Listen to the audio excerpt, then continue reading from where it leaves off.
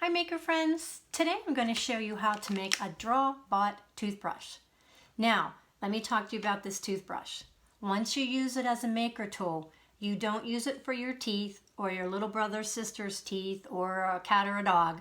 It's now a maker tool. And if you have the maker toolbox, you could put it in there so you always know where it's at when you need it. Now the first thing you need to do is open it out of the package. And that's something that I don't want you to get your grown-ups to do. I want you to practice that. So I want you to go up in the corner where you see the plastic, stop, and use your finger to gently, you'll see it, pull apart. And it'll just come apart this way. And you want to be careful because there's a battery at the bottom. So I'm going to pull that apart. And I'm going to take out the battery. And I'm going to take out the toothbrush. Now, I would probably save this in my recycle bin because you never know when you might need a thin piece of cardboard. And I would definitely save this because look what a great window it makes. So think about putting those in a little recycle box for yourself. Now, you want to pull the bottom off, and if you look inside your toothbrush, you'll see a spring. The flat end, I call this the flat end and this the end with the hat, always goes on the bottom of the spring. So you put it down, then you feel around the top and you'll find a little triangle. It's a little mark. And then if you feel around this edge, you have to look really hard, you'll find another one. You want to make those two arrows point at each other or the toothbrush will not work. Now on the bottom there's an on-off switch. So you turn it on, you can hear it vibrate, and you turn it off and it'll go off. Now you might have to wiggle around a little bit with it. Don't give up. Once you have it in there, just kind of leave it in there. So in your kit you'll find also a pool noodle, a piece of a pool noodle. You want to take your toothbrush and push it up through the pool noodle just until you get to the white, and then you want to stop because you want to be able to turn it on and off and on and off.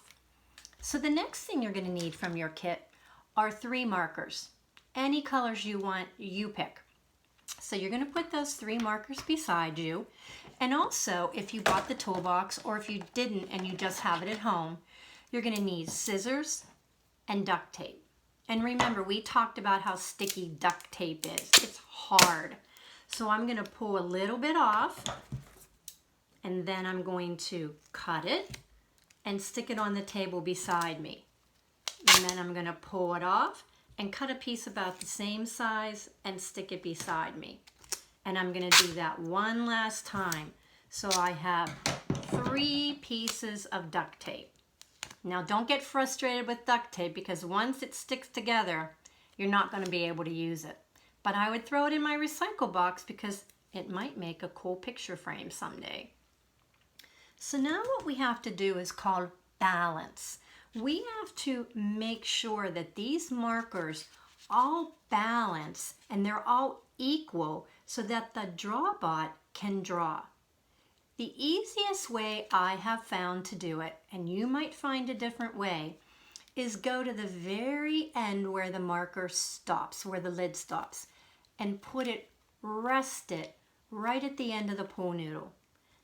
Then take your piece of duct tape, I think I made my tape too big, and tape it on there. Now spin a third of the way and take your next one and do the same thing. And tape it on there. And what I do is I go up and down the markers to make sure that they're sticking. And now you're going to take that last piece of duct tape and that last marker. And remember, you have to make sure that the points of the marker are on the side with the on and off switch. And I'm going to take this and put it about right there. Now, if I did it right, if I figured it out, my DrawBot is going to stand by itself. So let me show you that. Yes, it is standing by itself, and it's even, it's level. Level means it's all the same. This surface is level. So now the next thing I want to do is gently turn it upside down and pull my markers off. Be gentle with it and just set those markers aside because you're going to need them later. You have to use your strong fingers with this. I'm going to get, sometimes it's easier if you set it down. So now I have the lids off. I'm going to turn it on. You can hear it. And I'm going to put it down on my piece of paper. And if you can see, it is actually drawing for me.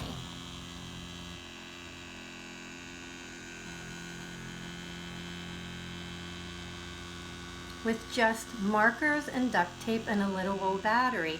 And what's fun about it is, let me turn it off to show you, it usually draws fun circles that end up kind of looking like a hurricane or a tornado. Sometimes what I do for fun is I put papers all the way down on the floor and I let it go down the floor. Now I used all greens, but maybe you could use 3 different colors to see what it makes, to see maybe if it goes one way it'll draw lines, maybe if it goes another way it'll draw something different. That's your decision how you want to make it look.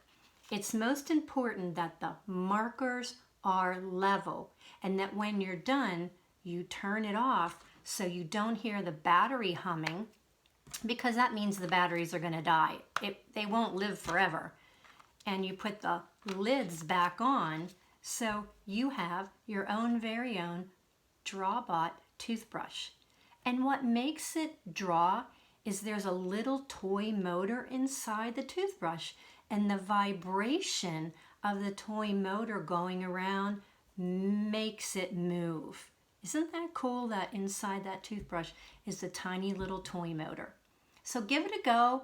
Try it a couple times. Try it with different markers, and don't let that duct tape frustrate you. Take your time. Maybe cutting smaller pieces than Mrs. Frew did might be a lot better for you. Send me some great pictures of you and your DrawBot toothbrush. Have fun making!